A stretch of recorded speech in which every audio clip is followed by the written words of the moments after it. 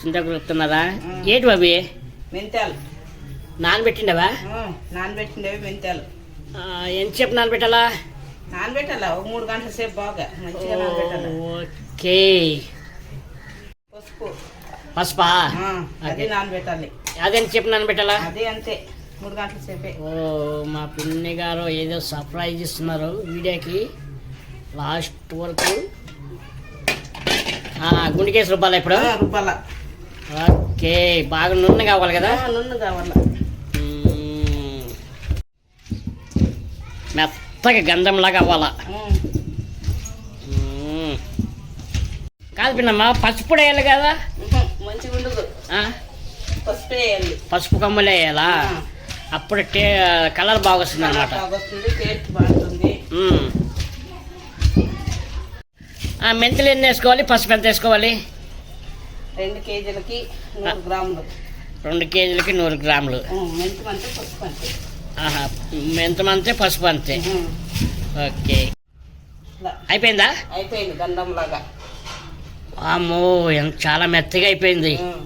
ఓహో, అంటే ఎందుకు నూరుతున్నామని సర్ప్రైజ్ ఇస్తున్నావు అనమాట పిన్నమ్మ. Okay okay. మా పిన్నమ్మ గారు ఏదో డబ్బా తీసుకొచ్చిన. పిన్నమ్మ ఓపెన్ చేయి. చింతకాయలు. చింతకాయ పచ్చడి తెల్లగుందమ్మా. ఈ చింతకాయ పచ్చడి కాదు ఇది.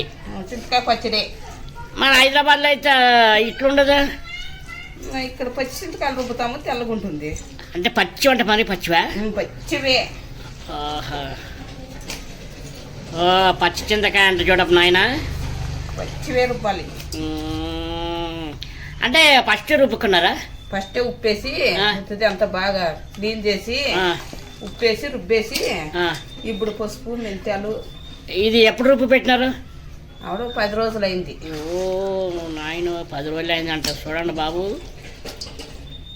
ఇప్పుడు ఈ చింతకాయ ఇది కలిపి రుబ్బుతారా? ఓ, అది కూడా ఉప్పా? ఇది ఇప్పుడు చింతకాయ ఎన్ని కిలోలు? చింతకాయకి ఉప్పేసే రుబ్బేది. చింతకాయ ఎన్ని కిలోలు? ఇది 2 కిలోలు. ఉప్పు? ఉప్పు 1 కిలో.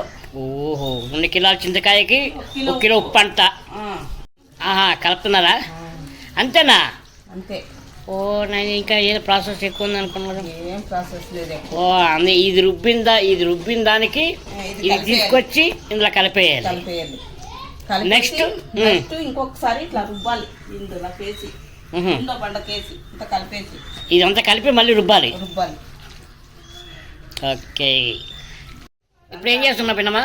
ఇప్పుడు మళ్ళీ గుండెకేసి అంతా పొర్లియాలి బాగా మంచిగా కలిసేటట్లా. మెత్తగా రుబ్బాలా?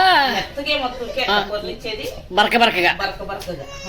కాదు, దీనికి ఏమన్నా వీళ్ళు ముట్టుకోవాలి, వీళ్ళు తీసుకోవాలి అనేది ఏమన్నా ఉందా?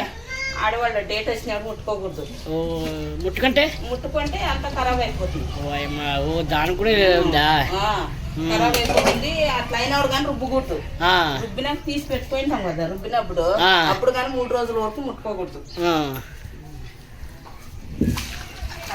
ప్లాస్టిక్ డబ్బా తీసి పెట్టుకోవాలి మంచిగా.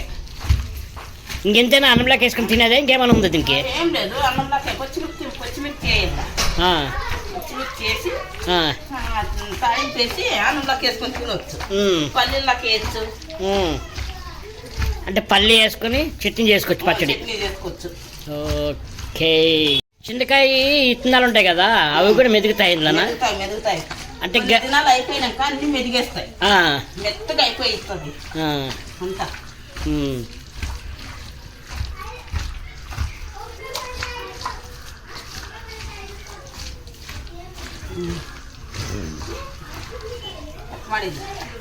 ఎన్ని సంవత్సరాల వరకు ఉంటుంది? 3 సంవత్సరాల వరకు ఉంటుంది మంచిగా పెట్టుకుంటే. 3 సంవత్సరాల వరకు ఉంటుంది. అంటే తడి తగలకూడదు. చింతకాయ మాత్రం కడిగి రుబ్బేయాలి, తగలకూడదు.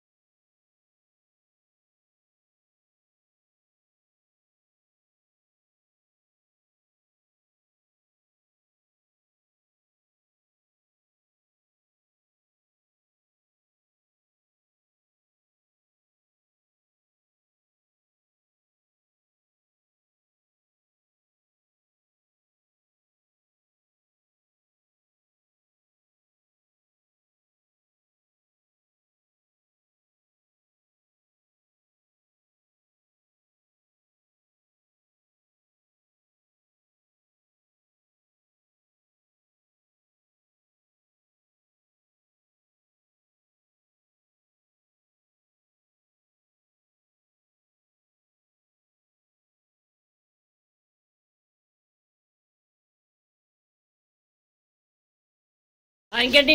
ఇక ఉప్పు వేయాలి కొంచెము. ఓహో, ఇంకా దీనిపైన ఉప్పు వేయాలా? ఉప్పు. ఓ, ఇప్పుడు అర్థమైంది. ఎందుకంటే బూజు రాకుండా. కాకుండా.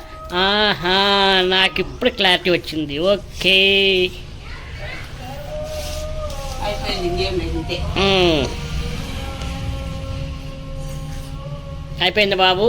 గుండు బండ చింతకాయ పచ్చడి పల్లెటూరు స్టైల్లో. అలాగే నా ఛానల్ని లైక్, షేర్, సబ్స్క్రైబ్ చేసి ఆల్ బెల్ ఐకన్ కొట్టండి. ఈ చింతకాయ పచ్చడి ఎలా చేశారు మీ కామెంట్ సెక్షన్లో కామెంట్ చేయండి. Thank you. ఆహా, కలుపుతున్నారా?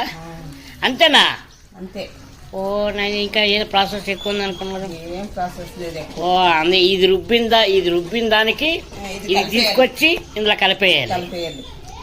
నెక్స్ట్ గమగమ వాసన వస్తుందమ్మా. గమగమ వాసన వస్తుంది. అది మిక్సీకి పట్టినా ఇంత వాసన రాలేమో కానీ మిక్సీ చేయకూడదు. ఎంత గమ కొడుతుంది తెలుసా? ఆ గుండెకి బండ, తర్వాత నానబెట్టిన మెంతులు, పసుపు.